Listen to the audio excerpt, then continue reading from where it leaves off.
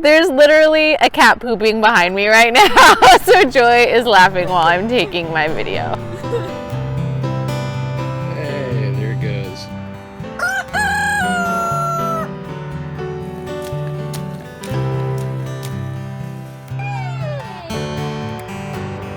Sometimes I don't understand you. You don't see the dreams we can do justice to. Pretty little kid. If given half a chance, we can walk the road alone, or take the path that no one goes, for we are young, and the only time we have is now. La la la la la la la. Hi everybody, thanks so much for watching our Victory Garden videos. My husband got me hooked up with a nice microphone today, so hopefully the sound quality will be a little bit better.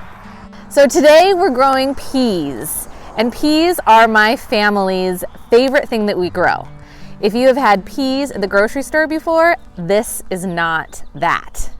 These are so good when they're fresh out of the garden. We have to grow rows and rows of peas, otherwise they never even make it into the house. And we try to grow enough that we can freeze them all year long.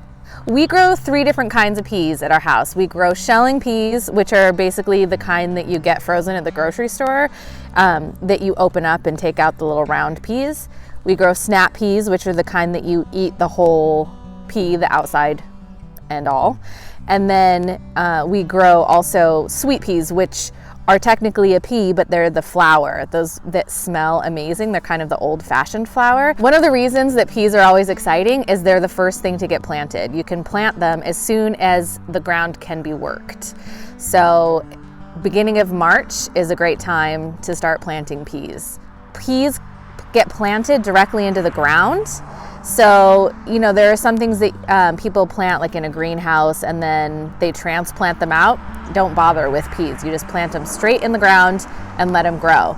We're gonna do them about 1 inch deep and about a 1/2 inch apart from each seed. It doesn't have to be precise, just get it approximate and they'll be fine. Later on, we're gonna come back and set up a trellis. I usually do that when they get to be about 1 inch high. You can also set up the trellis right away if you prefer. So you can use any tool you like, a shovel or spade. This is a hori-hori, which is my favorite tool. I basically just dig a small, really small trench in my little straight line. And we have this tilled up vegetable garden that we use, but you know, you can do it in your backyard. You can dig up some lawn or do it in a container if you have a pot that you want to plant in. So then I just do these seeds about a 1/2 inch apart, more or less. Doesn't have to be perfect. And if you get them too close or too far, you can always thin the seedlings later. And then I just tip the dirt right over top of them. And the only thing that I try to do is make sure that there's no big rocks on top of them, because then they won't be able to come up. That's it. And then I'll just water this row and it's ready to go. The only other thing that I do is I put my label in front, which has the date that I planted them. And that's just so that I remember later, because it takes them about a week for the seedlings to come up. And my pro tip for you is I take my my package of seeds and I put it at the front of the row and I take a picture with my camera, and that way I can keep a note of exactly what I planted and when, and that just helps me keep records of what I've planted. And that's it.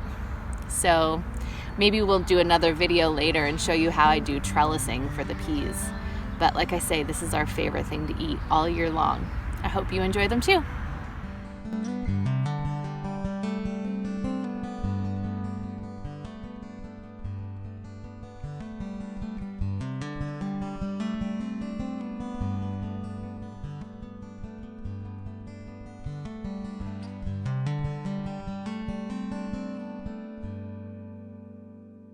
Literally 2 cats have pooped in my vegetable garden during the time I have made this video.